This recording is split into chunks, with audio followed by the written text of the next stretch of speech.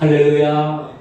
오늘도 거룩하고 복된 날 주님의 오심을 사모하며 기다리는 대림절 네 번째 주일, 하나님 앞에 나와 예배를 드리는 모든 성도님들 심령과 가정들마다 예수님이 우리 모두의 심령과 가정과 생업과 일터 위에 임하여서 주님의 평강이 임하시기를 주님의 이름으로 축원합니다.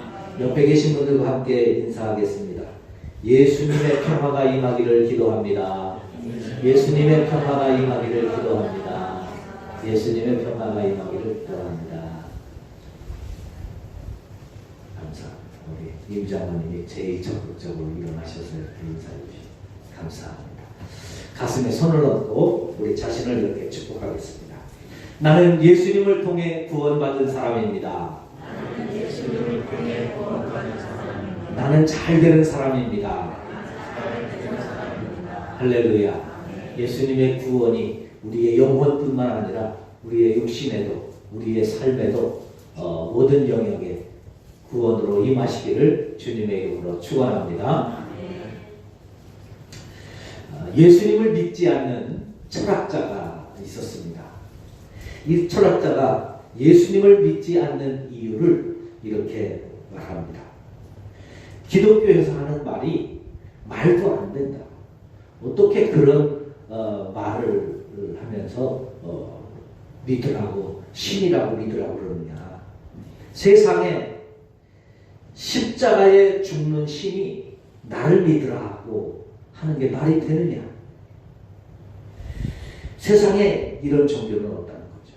신이라면 능력이 있고 우리보다 더 많이 알고 더 큰 높은 곳에 서 있어야 되지 않겠습니까?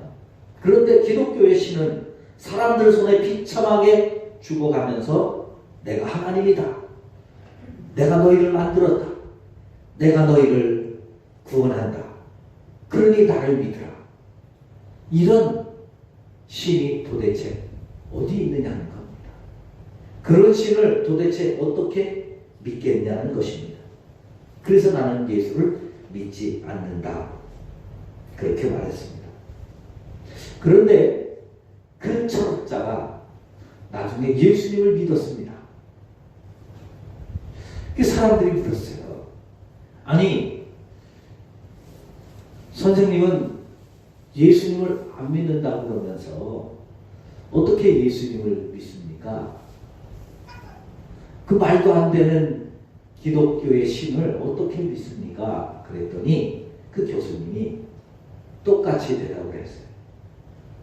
내가 예수님을 믿는 이유는 그분이 하는 말이 말이 안 되기 때문이다.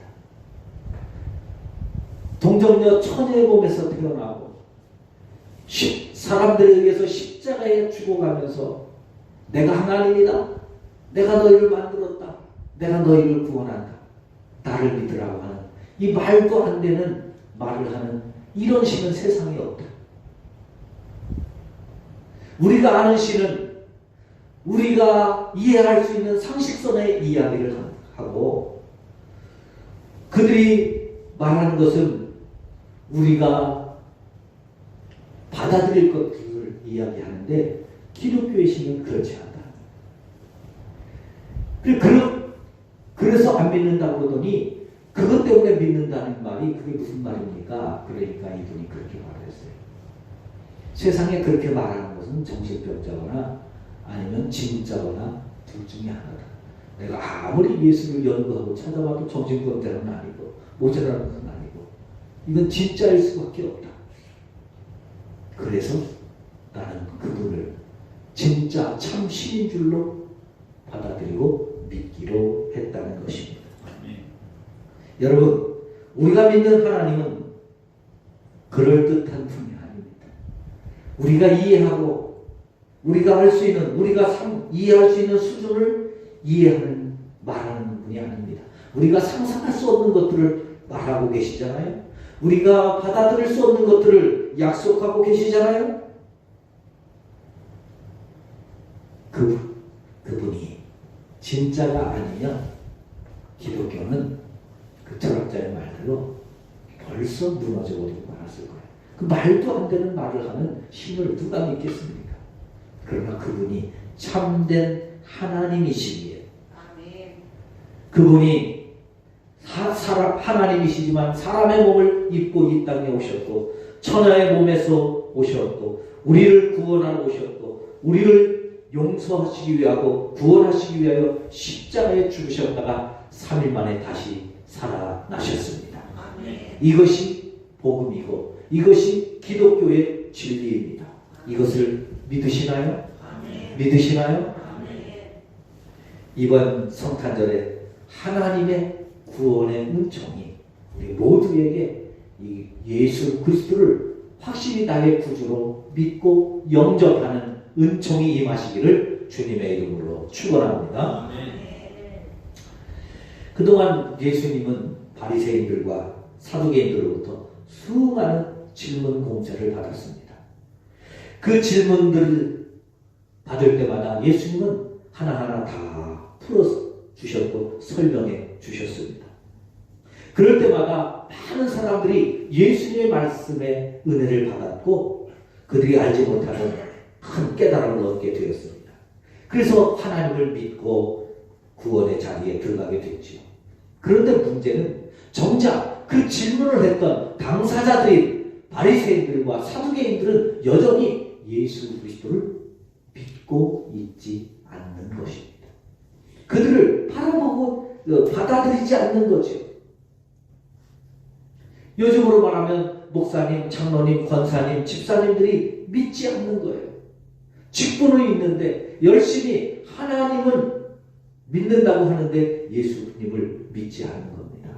왜 믿지 않아요? 그분이 하는 말을 인정할 수 없다는 거죠. 말도 되지 않는 그 말을 내가 받아들일 수 없다는 겁니다. 어떻게 사람으로 내 앞에 분명히 있는데 당신의 아버지가 요셉이고 당신의 어머니가 마리아인 것을 아는데 어떻게 하나님의 아들이라고 말하느냐? 어떻게 하나님의 자녀라고 말하느냐? 그러면서 예수님의 말씀을 받아들이지 않습니다.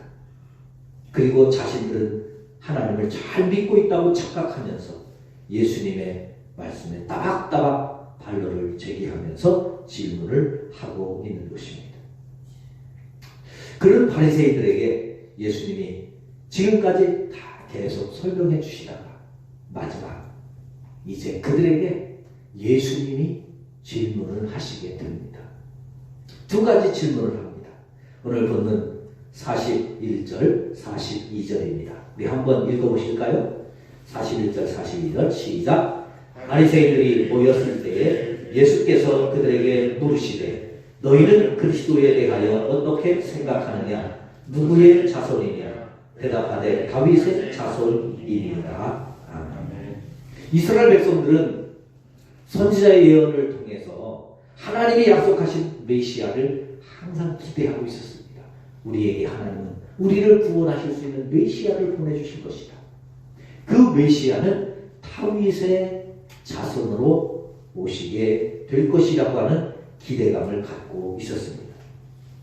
그래서 예수님께서 바리새인들에게 물었죠. 너희는 그리스도를 누구로 생각하느냐? 그가 누구의 자손이냐? 그랬을 때 바리새인들은 자신 있게 대답하죠. 다윗의 자손입니다. 예수님이 다시 묻습니다. 그래? 다윗의 자손이냐? 그러면 다시 물어요. 시편 110편 1절에 주께서 내 주께 이르시되 내가 내 원수를 내 발 아래에 둘 때까지 내 우편에 앉아있으라. 다윗이 그렇게 고백했는데 다윗이 그리스도를 향해서 내 주라고 고백하는 것은 그럼 도대체 어떻게 된 일이야? 다윗의 자손이라면 어떻게 다윗이 자기 자손에게 내 주라고 고백할 수 있느냐? 이 질문에 바리새인들은 대답할 말이 없었습니다. 뭐라고 어떻게 대답을 할 수가 없었습니다. 그리고 나서 오늘 46절에 이렇게 말씀하죠. 그 이후로는 예수님께 감히 묻는 사람이 더 이상 예수님께 질문하는 사람이 없었다는 겁니다. 자, 여러분은 어떻게 생각하세요? 예수님이 다윗의 자손이라면 다윗은 왜 예수님을 내 주라고 고백했을까요? 오늘 설교의 내용이 바로 이것입니다. 예수님은 이 질문을 통해서 바리새인들이 가지고 있는 잘못된 메시아관에 대해서 바꿔주면서 그들이 바른 신앙을 가지고 신앙의 깊은 길로 인도하시고자 하는 것입니다. 안타까운 건 바리새인들은 여전히 예수님의 말씀을 들으면서도 예수님을 믿지 않는다는 것이죠.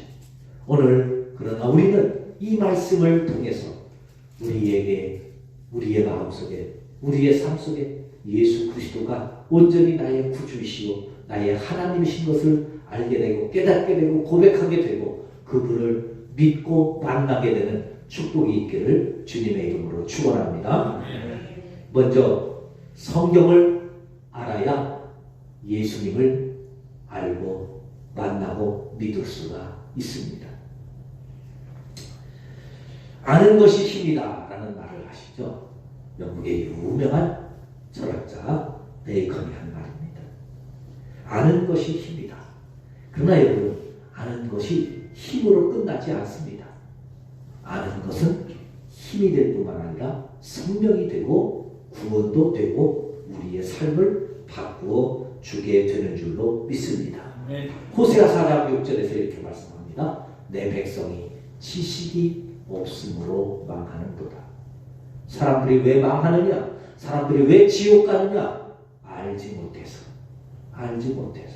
성경을 알지 못하고 예수님을 알지 못하고 하나님을 알지 못해서 지옥 간다는 것입니다. 그러니 아는 것이 힘이 될 뿐만 아니라 아는 것이 구원이 되고 생명이 되고 영생이 되는 줄로 믿습니다. 알아야 면장을 한다는 말도 있죠. 알아야 면장을 한다. 무슨 말인지 아세요? 알아야 동장을 한다. 그런 뜻이 아닙니다. 이건 공정한 말인데요. 알아야 면장을 한다는 말은 면할 면자, 담벼락 장자입니다. 그러니까 알아야 담벼락을 대하고 있을 때 가야 되는데 길이 없는 거에 담벼락을 딱 가로막고 있으니 답답하죠. 그 답답하고 힘들고 어려운 일을 알아야 면할 수 있다. 피할 수 있다. 그 말입니다. 해결할 수 있다. 그 말이죠. 알아야 답답함을 면하고 좀 시원하게 볼 수 있다는 것입니다.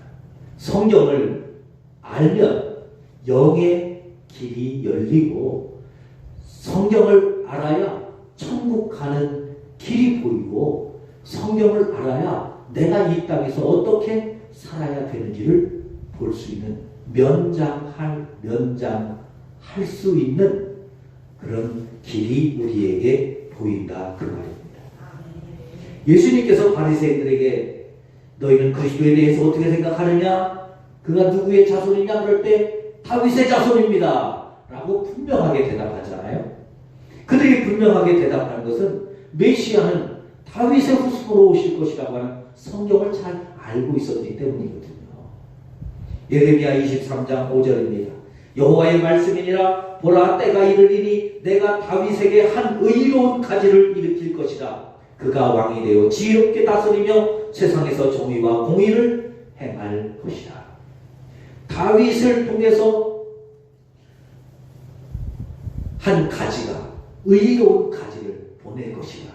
그 다윗의 후손으로 보내시겠다는 거죠. 이사야 11장 1절입니다. 이새의 줄기에서 한 싹이 나며 그 뿌리에서 한 가지가 나서 결실할 것이다. 10절 그날에 이새의 뿌리에서 한 싹이 나서 만민을 기치로 설 것이요 열방이 그에게로 돌아오리니 그가 거한 곳이 영화로우리라. 이새는 다윗의 아버지입니다. 그러니까 이새 다윗의 후손을 통해서 메시아를 줄 것이라고 하는 분명한 말씀을 주셨습니다. 바리새인들은 이 성경을 정확하게 알고 있었기 때문에 예수님의 물음에 대답할 수 있었습니다.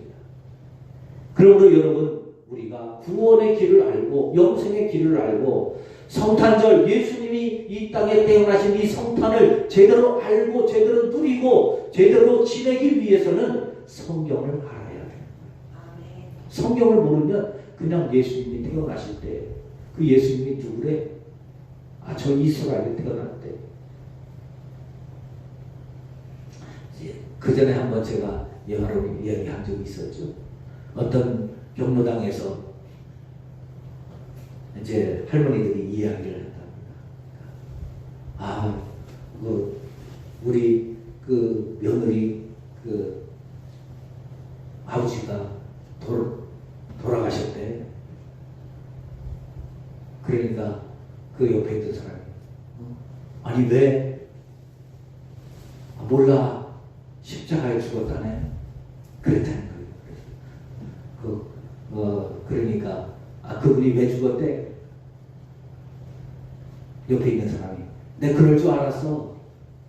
왜? 머리 풀어헤치고 돌아다닐 때부터 알았다고. 그런 얘기 있다.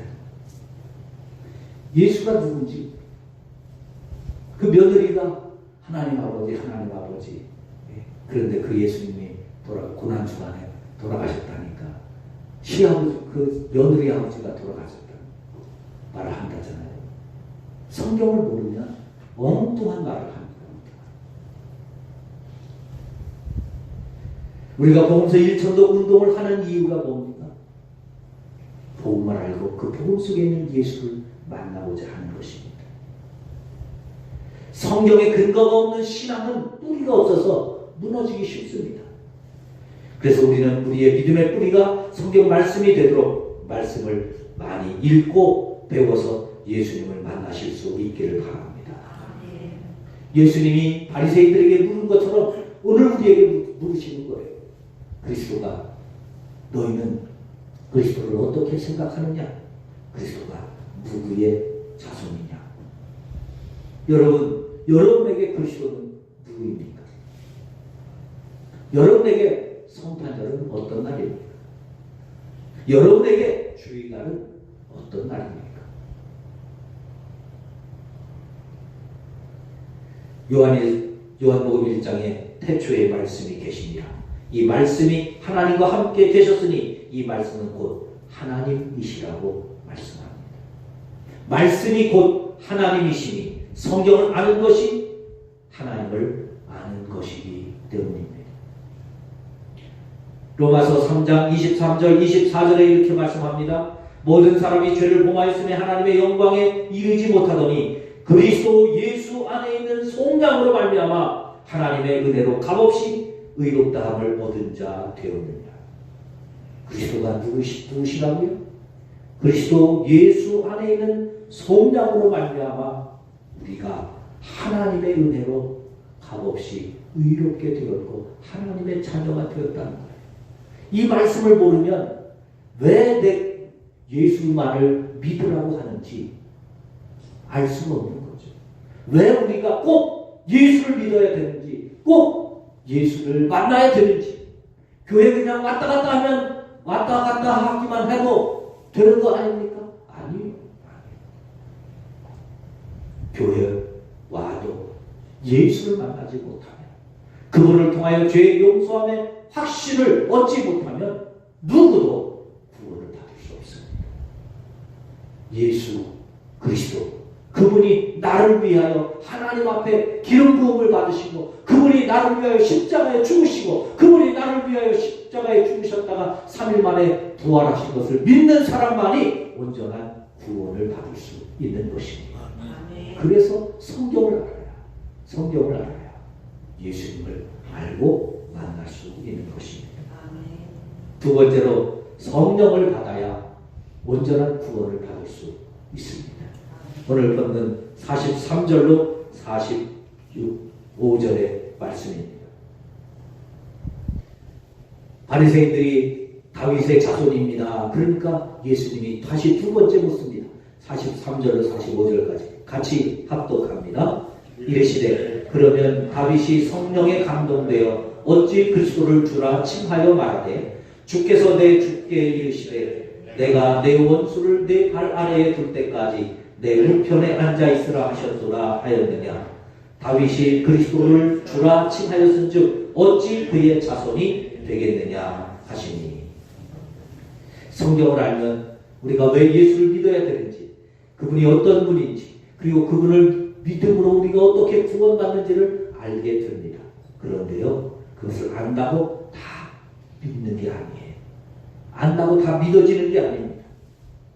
우리가 예수님을 믿는 것은 알아서 믿는 게 아니라 우리가 알 때에 성령이 우리 안에 임하셔야 예수 그리스도를 나의 구주로 영접할 수 있도록, 믿을 수 있도록, 고백할 수 있도록 성령이 역사하시는 줄로 믿습니다. 예수님이 하나님의 아들이시라는 거 많은 사람들이 다 알아요. 그런데 다 믿지는 않습니다. 왜 안 믿을까요? 예수님을 육신적으로 알기 때문입니다. 고린도후서 5장 16절. 그러므로 우리가 이제부터는 어떤 사람도 육신을 따라 알지 아니하노라. 비록 우리가 그리스도도 육신을 따라 알았으나 이제부터는 그같이 알지 아니하노라. 예수 그리스도를 성경을 통해서 알 때 그분을 아는 것은 육신적으로 아는 거예요. 요셉과 마리아의 아들이라는 것 알고 있죠. 나사렛에서 태어나신 것 알고 있죠. 그러나 성령을 통하지 않고는 예수님이 나를 구원하시는 하나님의 아들 그리스도이심을 고백할 수 없습니다. 철학자의 얘기 말씀드렸잖아요. 알기는 하는데 말이 안 된다는 거죠. 그러니까 어떻게 믿겠어요? 이해가 안 가는데. 그 말도 안 되는 말을 믿으려면 내 힘으로 안 되는 거예요. 성령의 능력을 통해서만 믿을 수 있는 겁니다. 성령을 받아야만 예수님이 나의 구주이심을 믿게 되고, 성령을 받아야만 예수 그리스도가 하나님의 아들이심을 고백할 수 있는 겁니다. 다윗은 성령이 계신다는 것을 몰랐습니다. 다윗 시대에 성령이 계신 것을 안 사람은 아무도 없었습니다. 그냥 다윗이 생각해서 내 주라고 말하는 줄 알았겠죠. 그러나 오늘 본문을 통해서 예수님은 분명하게 말씀해 줍니다. 다윗은 성령에 감동되어서 신앙을 고백한 것이다. 비록 그의 자손이지만 그는 영적으로 성령을 통해서 예수 그리스도를 나의 구주라고 고백한 것이라는 거죠.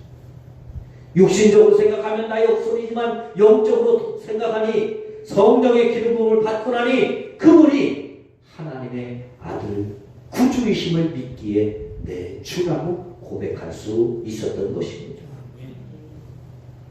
그러므로 사랑하는 성도 여러분, 성령은 우리를 예수 그리스도를 바르게 알고 믿고 고백하게 하시는 분입니다. 그러니 그 성령이 우리에게 임하셔야 될 줄로 믿습니다. 갈라디아서 4장 6절입니다. 너희가 아들임으로 하나님이 그 아들의 영을 우리 마음 가운데 보내사 아빠 아버지라 부르게 하셨느니라. 하나님을 향해서, 예수 그리스도를 향해서 나의 구주라고 고백하는 것은 하나님이 그 영을, 성령을 보내실 때에 우리가 하나님 아버지 부를 수 있다는 거예요. 내가 그냥 부른다고 불러지는 게 아닙니다.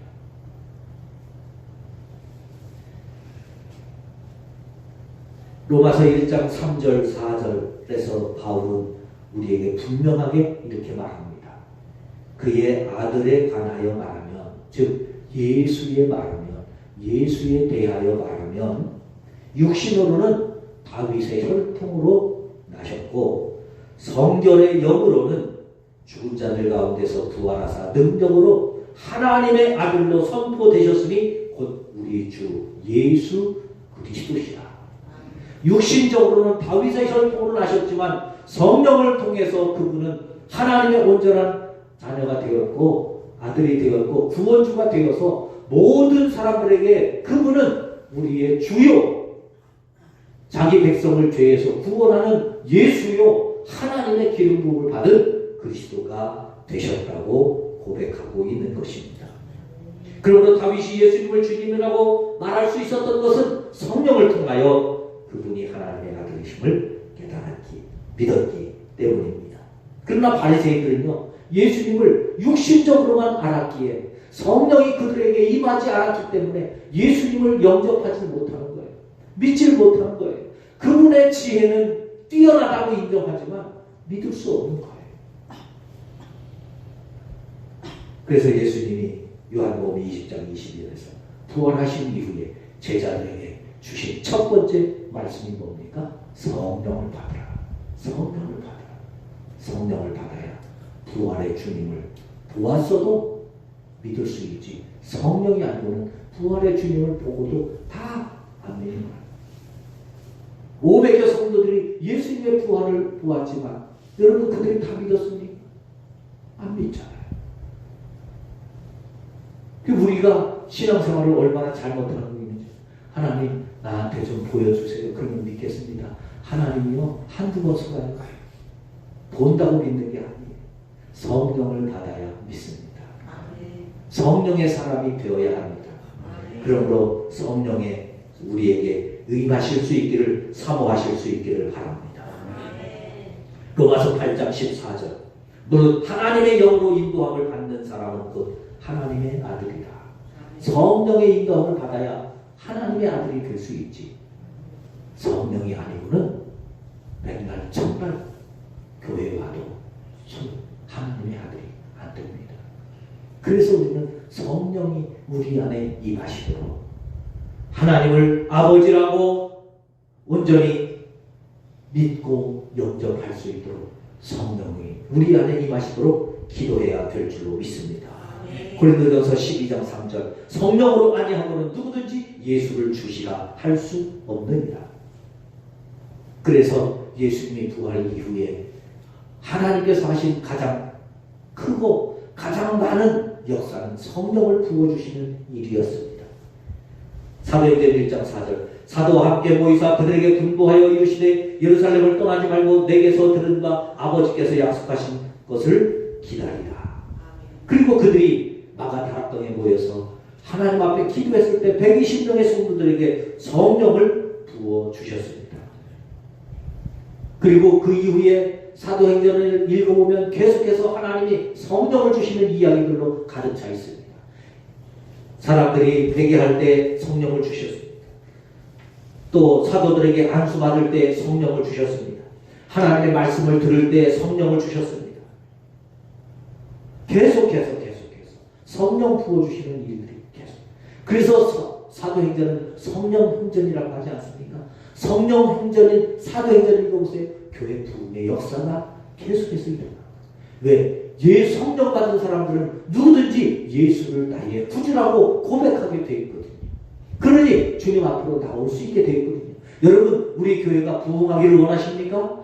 여러분들이 우리가 먼저 성령의 사람이 되어서 예수 그리스도를 나의 구주로 영접하는 신앙이 되어야 됩니다. 그러면 그 신앙을 가지고 나의 삶에 성령의 기름 부음의 역사가 나타나게 될 줄로 믿습니다. 시편 107편 109절입니다. 시편 107편 9절입니다. 하나님은 사모하는 영혼에게 만족하게 주신다. 성령을 사모하세요. 성령 받기 위해서 기도하세요. 성령이 나에게 충만히 임하게 해달라고 늘 기도하시면서 살아가실 수 있기를 바랍니다. 우리 신앙생활은 육의 능과 육의 가치관으로 할 수 있는 것이 아닙니다. 영적인 것입니다. 영적인 일은 영의 일은 영으로 판단할 수 있습니다. 그래서 영의 일을 알려주시는 성경을 알아야 되고 영의 일을 분별하게 해주시는 성령을 받아야 하는 것입니다. 오늘 우리에게 이와 같은 은혜가 임하실 수 있기를 간절히 바랍니다. 복음서 1천도 운동, 감사 1천 번째 운동을 통해서 성령의 기름 부으심이 충만해서 우리 모두 성도들의 심령 위에는 성령님이 임하셔서 이번 성탄절에 예수 그리스도를 나의 구주, 나의 하나님으로, 나의 주님으로 온전히 영접하고 그분을 향하여 진실된 찬양을, 경배를 올려드릴 수 있는 우리 모두가 되시기를 주님의 이름으로 죽어라.